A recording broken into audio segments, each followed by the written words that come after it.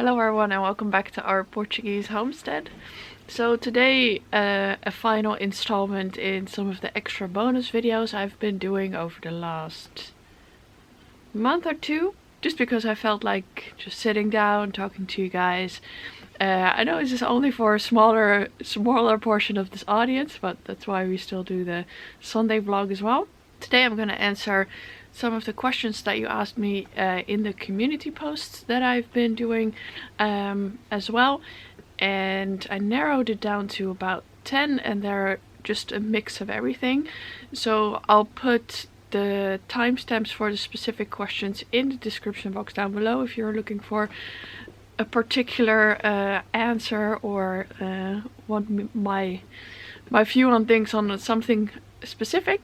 If I did not answer your question here in the video, I might have answered it in a comment on the community post. If I haven't, I'm so sorry, but getting more tired every day, so I only have time to enter so many comments. Anyhow, so to start with the first question about the future, about our land, are we ever gonna build a home? I hope so. The yurt is only is nice, but sometime in the future I would like to have a child-free space, just for Martin and I, and they can have their own room. And of course, in 10 plus years they'll be teenagers, and then you definitely want them to have their own space. So the plan is to build a house here on the land, but it's not gonna happen in the near future. I think it'll be at least a year before we even start. That has to do with a couple things. We have to go talk to the camera, see what they think of our plans. We have to clear a plot. We have to do many things before we can even start. And then our plan is for now to do an earth bag house. Maybe with a green roof, kind of like dug into the slope. We'll have to see if we can do that. But earthbag really has a lot of thermal mass, so seeing the climate that we have here with very hot summers, that seems like a very good option. It's not 100% natural because of course you're using plastic, but you always kind of have to weigh the pros and the cons. It does take quite a long time to build earthbag houses from what I've seen other people on YouTube do, so we'll see. That's our plan. We'll keep you updated, of course. That's gonna be a very long series on this channel, probably. A question more regarding the land. Are we adding more fruit trees? Have we thought about figs? We actually have a big old fig tree here in the garden terrace, or kind of on the side of the garden terrace, and last winter we planted about 30 trees, and then this winter we added like 5 more. So the thing here with the fruit trees is you shouldn't plant too many at the same time, because you have to water them the first couple summers. You have to water them every day, and then even after you have to water them every now and then, because the summer's just so long and dry. And what we kind of wanted to do with this first batch is we just got a mix of everything. So we got apples, pears, nectarines, peaches, cherries, apricots, all that stuff, to kind of see what does well here, what likes our particular microclimate. I think next winter we'll add some more apples and pears, because they from our first year they seem to do pretty well. But that's a kind of a work in progress, and I think the saying is kind of like you plant your fruit trees for your kids, and I think that's definitely the case. We won't enjoy very big harvests from them for at least a couple of years. Then going to a very practical question about our life here. Where is our mailbox? Our mailbox is on the edge of the village, kind of on the fence of the last house. It's 15 minutes walk or something like that. And when we were looking into getting a mailbox and how that works, we just went to the post office, the main post office in Castelo Branco, and we talk to them. And then Martin actually talks to the mailman who does our particular section of the of this municipality, who has us on his route, and they kind of discussed where to put it. And that's how we kind of figured out how to do it. Some people I know have it closer to the road, from like down their track, or they're not able to get anything. But that's how we did it. We just talked to the mailman. He knows where our post box is, and we get our mail delivered. So that's good. For people from outside like you guys, we also have a PO box in the main office in Castelo Branco. Some of you were asking, how do we meet people? Is it kind of hard to meet people around here, especially during lockdown? Well, we were lucky enough, I guess, that we were already here long before lockdown, almost a year. And in that time we already met quite a few people, and we met them kind of randomly. Some of our friends we met through Instagram, actually, just like talking to each other and seeing like, oh, that looks familiar. Where do you live? That's how we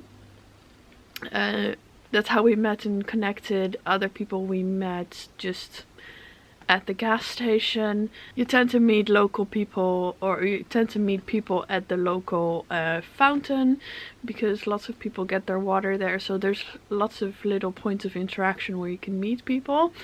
And that's how we met most of our friends. If we're in the village and we walk through, people tend to talk to you and kind of, oh, you're living there and there. So it's not really that hard making friends. Finding people who you actually really connect with can be harder, but I think that's in general. It's hard to find people that you have enough of a connection to that you want to see each other on the regular. I am, however, looking very much forward to the feiras in the summer. It's when everyone comes together in the village, and it's a big party. All the Portuguese come, lots of the expats come. There's some beer, some food. Last summer we obviously didn't have any of them, but maybe this summer we can start doing that again. We'll see.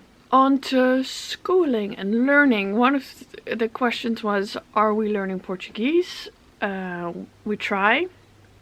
We're not taking any lessons. I was actually always very much terrible at learning languages. I think it's a wonder that I even learned how to speak English, but German and French and all that stuff never stuck into my head. So I'm not great. Martin tries really hard, and he also goes to the shops more and then talks to people. So he's picking it up. I really have to get better at it. Someone asked, how many languages do we speak? Well, I speak Dutch, English, and I used to speak Afrikaans. That's where I was born. Long story other time. But it's kind of watering down now that I don't see that part of my family much anymore. Martin also speaks Dutch, English, and German, because he lived in Germany for a couple of years when he was a child.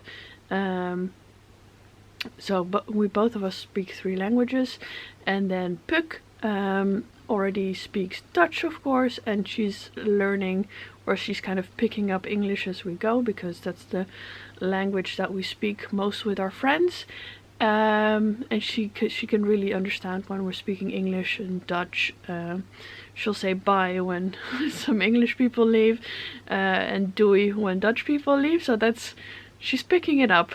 And then when she goes to school, she can learn proper Portuguese from actual Portuguese people. We don't want to confuse her in any way with that. Kind of brings me to frequently asked questions. I have answered it more kind of in depth in a video that I will link down below. Why we're choosing for them to go to school. Puk will go to the school in the village hopefully after summer, because then she's 3, and then hopefully lockdown and everything will be kind of easier. So she'll go there, and that's important for us because she can learn good Portuguese there, and it's kind of socializing, and we don't want to homeschool. That's what it boils down to. It's great if you want to, but it's not for us. A little side explanation in that is, some of you know that I used to work in education, and I was actually working in Amsterdam at a new school where we were really working on innovating education and having it be more child-led, and we do lots of art and lots of sports, and I'm sure I know that exists, but we were trying to kind of up it a notch and actually also do it for the high school years, which is not always the case. So I'm not very into traditional schooling. I don't believe in homework, for example. Yeah, traditional schooling, it is what it is. The schooling here will be quite traditional probably, but it's just one of the things that we have to accept and kind of weigh the pros and cons. Yeah, so Puck will go to school, and that will be that. And if it's terrible for her, if she really doesn't thrive there, we can think of something else, but we want to try at least. Next question. What did I study? I studied political philosophy. I started at Leiden University College in The Hague, which is kind of like a smaller scale for excellent students type of liberal arts education, which is unusual in the Netherlands. And so there I did like whatever I wanted, and then in the end I majored in world politics and I minored in human interaction, which kind of for me meant that I have a good grasp of international relations theory and just political theory in general, with a dash of anthropology and sociology and all that good stuff. So we did that in The Hague. That's where Martin and I met, and then I went off to Scotland for a year where I studied political theory at the University of St. Andrews, which is a very fancy school, and the education there was not great for me. But I pushed through and I got my master's in political theory. My idea for the future for a while was actually to go into academia, to be a professor, a teacher at universities in philosophy, because I do like to teach.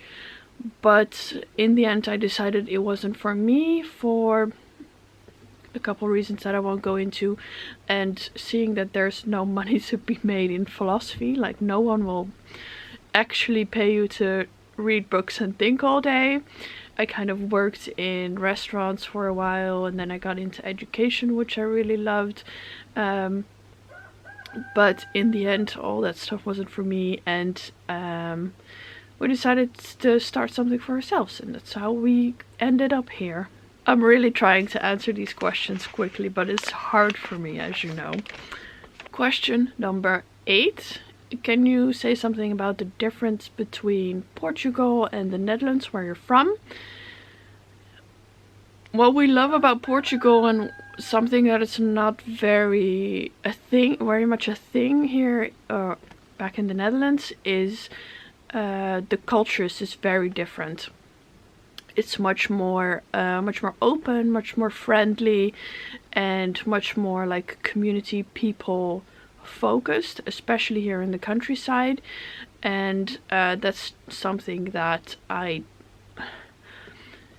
the Netherlands is very individualistic. I'm trying not to offend anyone, but that's my view of the Netherlands. That's why we left. Very much bordering on selfish. People are working way too much, only thinking about themselves. Yeah, the culture there is just, it wasn't for us. I already knew for quite a while, for quite a long time, that we would never have our forever home there. Also because it's just so expensive. Yeah, here in Portugal there's just more space for people to live the way that we do, and much more acceptance, and yeah, And the climate is great here. I mean, I love the hot summer and the Netherlands is just kind of dreary most of the time. Second to last question. Question number 9. What are our plans for the future? To just live life, to enjoy it. Maybe it sounds kind of pessimistic, but we don't plan for the super long term. We have 5-year plans, maybe even 10 years, but those are like very broad plans. But the world that we live in today, I feel like you can't really plan anything anymore. We plan for the next couple of years on what we want to do, like build a house, plant more trees, expand the garden, live our life the way that we want to. We're working on making money, of course, building the YouTube channel, building the business side of things, and that's all we can focus on right now. And I very much live in the mindset that you can't, like, careers are not forever anymore. You have to adapt, you have to change. So we're doing YouTube right now. I love it, but it's not going to be forever. Like in 10 years I'm not going to be on YouTube anymore. That's just not how it works. So then we'll change and adapt and see what we like doing then, and then we'll do that. There's always a way to live and make money, I think. So that's our future. Those are our plans. Final question, very practical question. How would we expand the solar system if we had the money? We have a smaller a solar system that's on the smaller side. We have 5 panels and 4 batteries, and if we had the money we would expand on the battery side of things, because they're really they're the most costly part of the solar system in general, and if you have more batteries, that's always good. So our inverter can take a couple more batteries. Our solar panels can charge more batteries as well. That's how we designed it. We easily spend another 1,500 to 2,000 euros on that, just on the batteries alone. So that's what we would do. The money's not there right now. But that would make life a little bit easier on those days that the sun is just not really shining and they're not really charging. So then, yeah, that would make it easier to get through those rainy weeks or days or months even. So that's what we would do. I hope that cleared some things up for you.